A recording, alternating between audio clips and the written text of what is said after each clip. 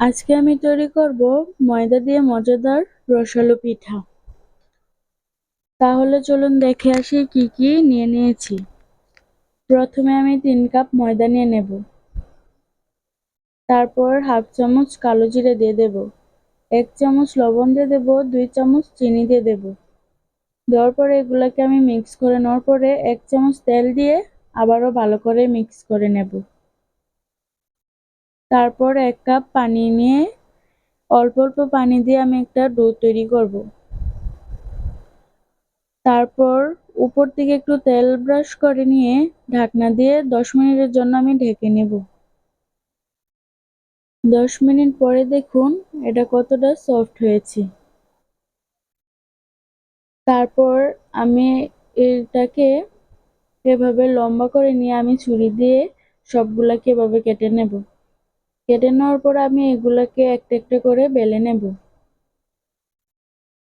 দেখুন এত পাতলাও না মোটাও না, এভাবে করে সবগুলাকে আমি বেলে নেব।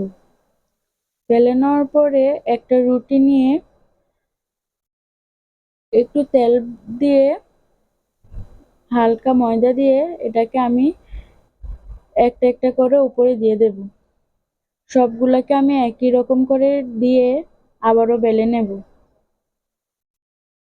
বেলে নেওয়ার পরে আমি এভাবে আবার লম্বা করে নেওয়ার পরে দেখুন এইখানে আমি অল্প একটু পানি দিয়ে এটাকে আমি একসাথে লাগিয়ে দেব। লাগার পরে ছুরি দিয়ে আবারও এটাকে আমি কেটে নেব।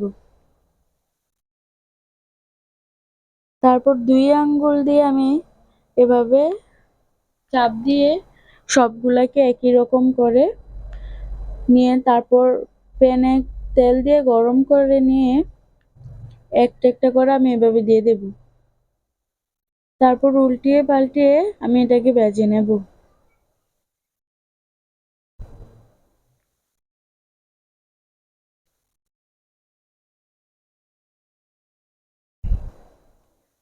দেখুন কি সুন্দর লাল হয়ে আসছে, আবারও একটু উল্টিয়ে পাল্টিয়ে এবার উঠিয়ে নেব।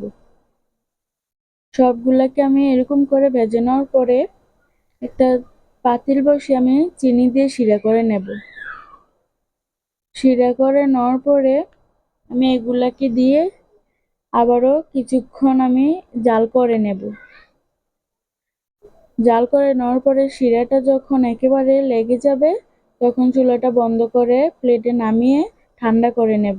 ভিডিওটা ভালো লাগলে একটা লাইক করবেন।